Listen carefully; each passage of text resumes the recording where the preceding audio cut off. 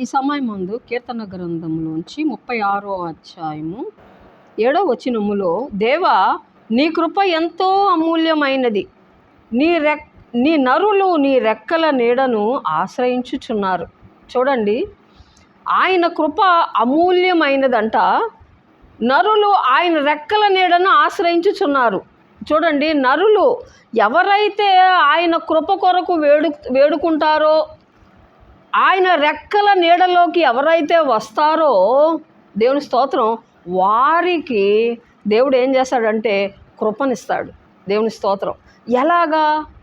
వెండి బంగారం కన్నా డబ్బులు ఇవ్వలేనిది, డబ్బులు పెట్టి మనం కొనుక్కోలేనిది కృప అండి. దేవుని స్తోత్రం. కొన్ని ఉంటాయి, అవి మనం డబ్బులు ఇస్తే అవి దొరకవు. దేవుని స్తోత్రం. ఉంటే డబ్బులు ఇచ్చేవాళ్ళమే, కానీ అవి డబ్బులు ఇస్తే దొరికేవి కావు. దేవుని అటువంటిదే కృప.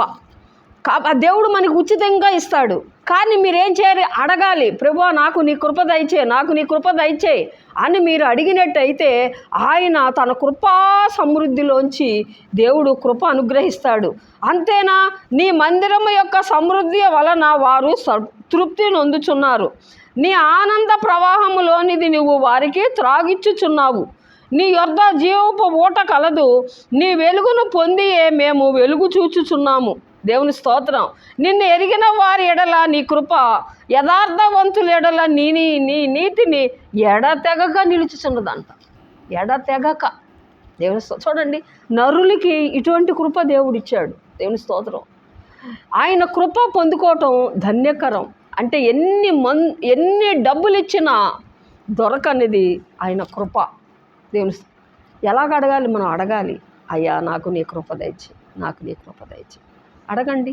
దేవుడు ఖచ్చితంగా డబ్బులు ఇచ్చి కొనలేనిది దేవుడు మీకు ఇస్తాడు. దేవుడు ఈ మాటలు దీవించునుగాక.